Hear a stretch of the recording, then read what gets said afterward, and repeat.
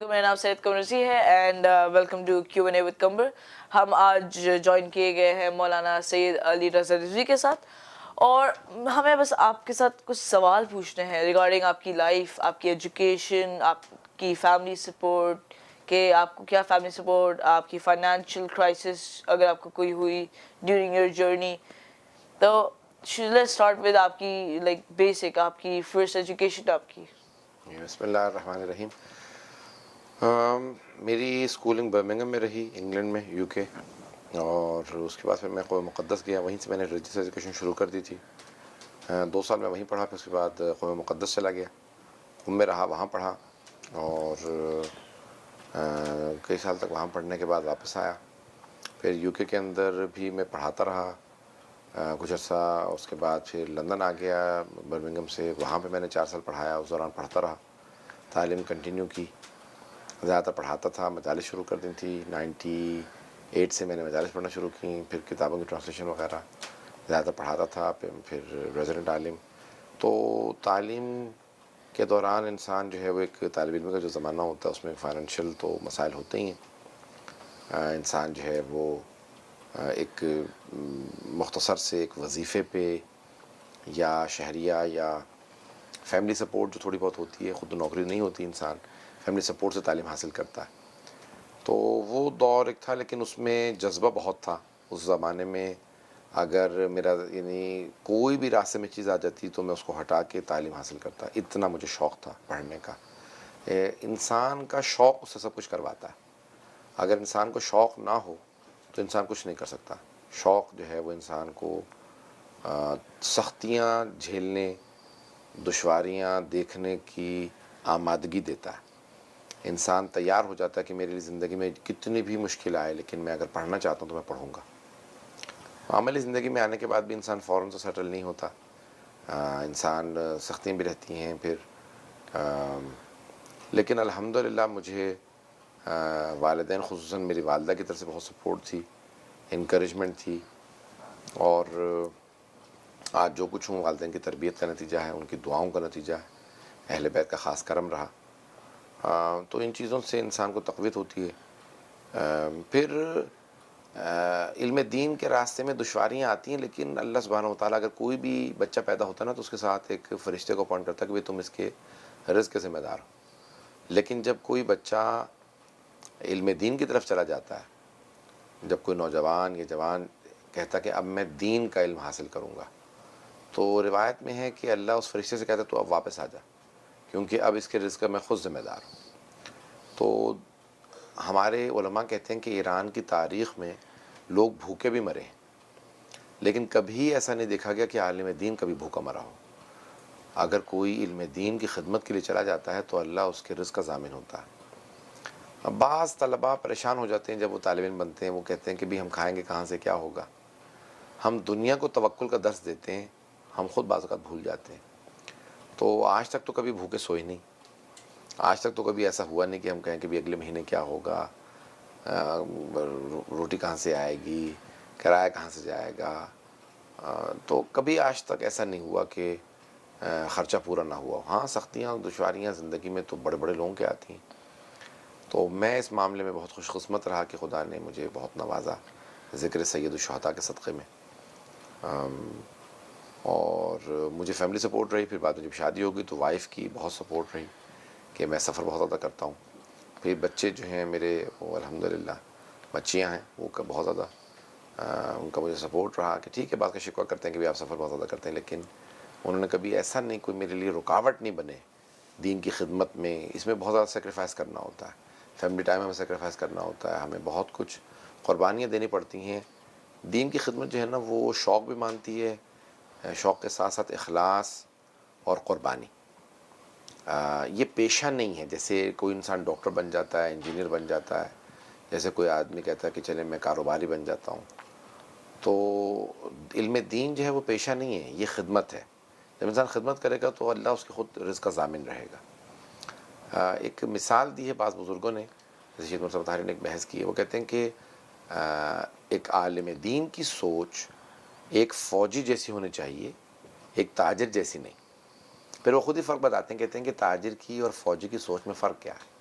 وہ کہتے ہیں کہ تاجر اگر دکان کہیں کھول لیتا ہے تو اگر کوئی اور وہاں دکان کھولے تو اس کو برا لگتا ہے کہ بھئی یہ تو میری تجارت میں اب شریک ہو جائے گا، میرے کاروبار میں شریک ہو جائے گا، میرے پروفٹ جو میں نے منافع کمانا تھا اس میں شریک ہوگا. پہلے 100 گاہک تھے، 100 کے 100 میرے پاس آتے تھے، اس نے دکان کھولی تو 50 اس کے پاس چلے جائیں گے، تو میرا جو ہے وہ منافع تقسیم ہو جائے گا. یہ تاجر کی سوچ ہوتی ہے. لیکن فوجی کی سوچ کیا ہوتی ہے؟ فوجی کہتا ہے کہ پہلے ہم 100 سپاہی تھے تو ہم یہ سارا کام 100 افراد کرتے تھے، اب ایک اور آ گیا ہے تو ہمارا کام تقسیم ہو جائے گا، مدد ہو ہمارے جاتی ہے. ہماری مدد ہو جائے گی، ہماری ذمہ داریاں بڑھ جائیں گی. تو عالم دین کی سوچ جو ہے وہ فوجی والی ہونی چاہیے، تاجر والی نہیں. تو جب ہم قربانی دیں گے تو پھر خود اللہ کسی کا ادھار نہیں رکھتا. جو اس کے دین کی خدمت کرتا ہے تو اللہ اس کو بہت نوازتا ہے. اچھا، تو آپ کے دین کے راستے پہ چلنے سے پہلے جب آپ ایجوکیشن آپ لے رہے تھے تب آپ کی کیا سوچ تھی؟ لائک عالم بننے سے پہلے آپ کی کیا سوچ تھی؟ آپ کو بننا کیا، آگے کیا بننا تھا آپ کو؟ دیکھیں، بعض اوقات انسان بہت سے منصوبے بناتا ہے لیکن وہ اس کے منصوبے جو ہیں وہ کامیاب نہیں ہوتے. بعض اوقات انسان کوئی منصوبہ نہیں بناتا لیکن اللہ اس کو بہت زیادہ نوازتا ہے. ہم اگر اپنی نیتوں کو خالص رکھیں کہ بھی میں نے تو خدمت کرنی ہے، اللہ چھوٹے چھوٹے کاموں کے اندر بہت بڑی بڑی برکت ڈال دیتا ہے. بعض افراد بہت بڑے بڑے کام کرتے ہیں لیکن اس میں برکت نہیں ہوتی تو وہ بہت چھوٹا سا کام رہ جاتا ہے. تو جناب سید الشہداء بہت چھوٹے سے لشکر کے ساتھ گئے تھے، 72 افراد کے ساتھ، لیکن تاریخ کا وہ سب سے بڑا کارنامہ ثابت ہوا کیونکہ ان کا اخلاص اتنا عظیم تھا کہ اللہ نے کہا پھر میں جتنا حسین کو نوازوں گا کسی کو نہیں نوازوں گا.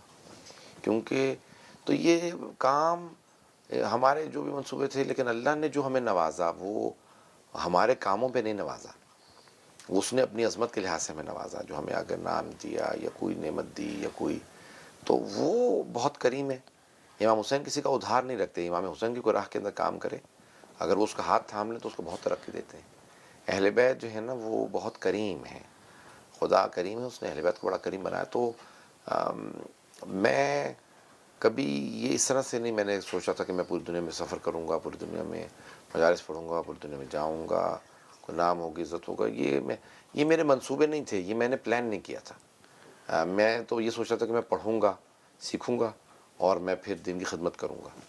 لیکن پھر جو اب مجھے موقع ملا جو وہ پھر میرے اپنے ہاتھ میں نہیں تھا کہ میں یہ موقع حاصل کرتا، یہ پھر انہوں نے مجھے نوازا. جی، آپ نے ڈیسائیڈ کیا تو آپ کے فرینڈز اور آپ کی فیملی کا کیا ریاکشن تھا جب آپ نے ڈیسائیڈ کیا؟ ہر خاندان میں، دوست احباب میں ہر طرح کے لوگ ہوتے ہیں. کچھ بہت انکریج کرتے ہیں، کچھ حوصلہ افزائی کرتے ہیں، کچھ کہتے ہیں بھئی یہ تم فقر و فاقے کے راستے اختیار کر رہے ہو، کیا کرو گے، کھاؤ گے کہاں سے، جو میں رات کی روٹی پہ پلو گے. بعض ڈسکریج بھی کرتے ہیں. ہمارے کو بہت بزرگ عالم دین وہ کہتے تھے ہمیشہ کہ یاد رکھو علم دین پڑھنے کے لیے صرف ایک شیطان کو شکست دینی ہوتی ہے کہ آپ چلے جائیں، اور جب انسان اس راستے کو اختیار کر لے تو پھر کئی 100 شیاطین کو شکست دینی ہوتی ہے کہ میں باقی رہوں اور خدمت کرتا رہوں صحیح طرح سے. تو میں اس زمانے میں سوچا تھا یہ کیسی بات کر رہے ہیں، لیکن بعد میں ثابت ہوا کہ ہاں بہت بڑے ایک مرجع تقلید گزرے ہیں آیت اللہ سید محمد رضا گلپاگانی، سید محمد رضا موسوی گلپاگانی. تو وہ کہتے تھے، گلپاگانی مرحوم فرماتے تھے، اے مبلغین، اے علماء جو تبلیغ کرنے جاتے ہیں، جو وہ اپنی تبلیغ کا ثواب مجھے دے دیں، میرے اجتہاد کا ثواب وہ لے لیں.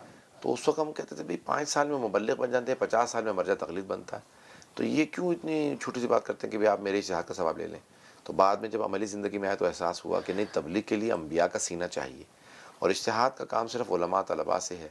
تو اجتہاد جو ہے وہ ڈیفرنٹ کام ہے، اور تبلیغ جو ہے اس کے لیے انسان کا رویہ اور اس کے اندر بڑی محنت اور اس کے اندر تائید چاہیے ہوتی ہے پروردگار کی اور صاحب الزمان اسلام کی.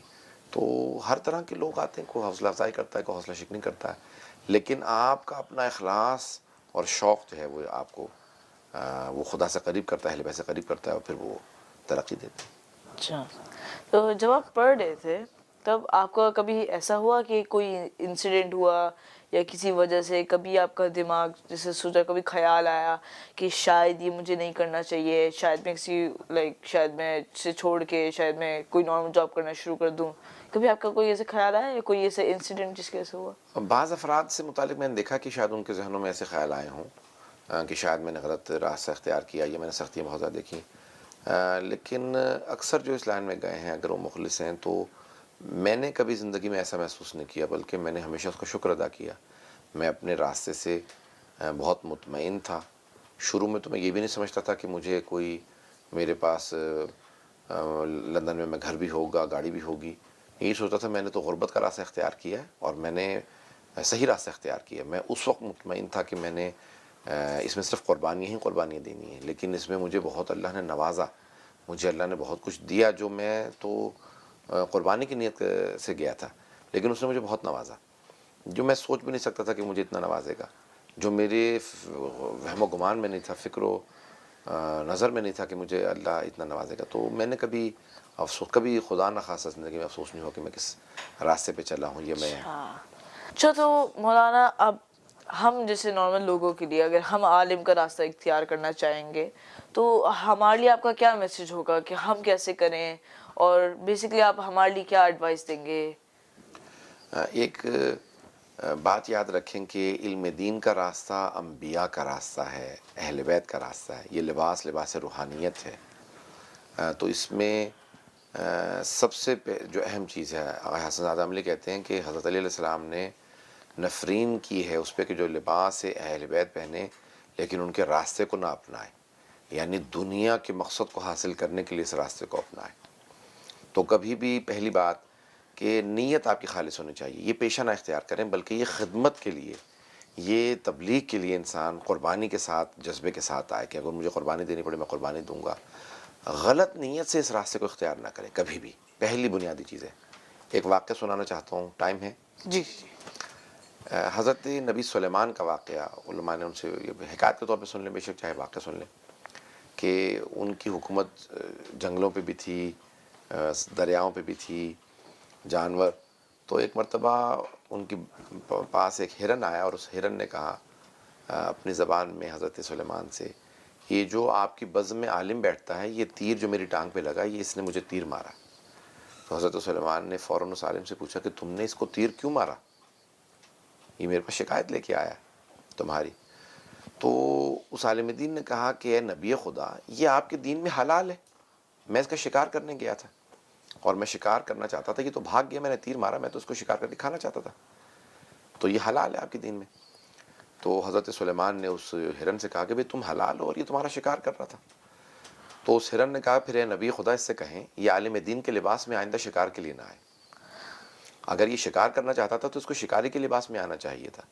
میں صرف اس لیے دھوکہ کھا گیا کیونکہ میں نے عالم دین کا لباس دیکھا. میں یہ سوچنے لگا یہ علم دین کے لباس میں آیا ہے، یہ شکار نہیں کر سکتا میرا. میں علماء کا احترام کرتا. آئندہ اس سے کہیں کہ یہ شکاری کے لباس میں آئے تاکہ میں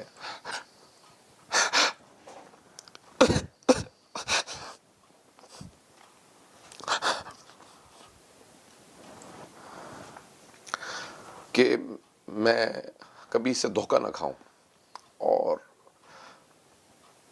جب یہ عالم دین کے لباس میں ہوں تو میں اسے دھوکہ نہ کھاؤں. تو وہ کہتے ہیں کہ کبھی بھی علم دین کے لباس میں شکار نہیں کریں. تو نیت اپنی خالص رکھیں. جب خدمت کی نیت سے آئیں گے تو اللہ آپ کو نوازے گا، لیکن اگر آپ بری نیت سے آئیں گے تو پھر انسان دنیا میں بھی ذلیل و خوار ہوتا ہے اور آخرت میں بھی ذلیل و خوار ہوگا.